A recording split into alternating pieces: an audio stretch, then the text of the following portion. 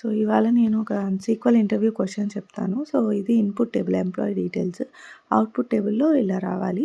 So, order అనేది category vice first travel రావాలా, తర్వాత ఫుడ్ రావాలా, తర్వాత ఇన్‌పుట్ టేబుల్‌లో ఎలా ఉందో సేమ్ ఆర్డర్ రావాలి. ఇన్‌పుట్ టేబుల్‌లో ఇంకా ట్రావెల్, ఫుడ్ కాకుండా ఇంకుండేది office, supply. So, first office, తర్వాత సప్లై, ఫుడ్ తర్వాత ఇలా రావాలి.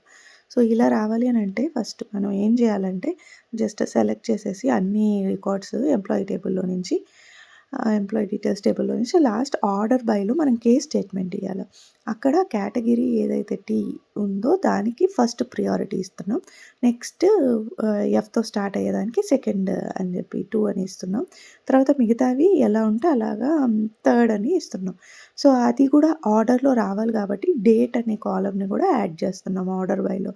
సో, అప్పుడేందంటే ఆ ఇన్‌పుట్ ఆర్డర్ ఈచ్ గ్రూప్‌లో అది అలాగే వస్తుంది. ఆర్డర్ అనేది చేంజ్ చేయకుండా. సో, అందుకు. Thank you.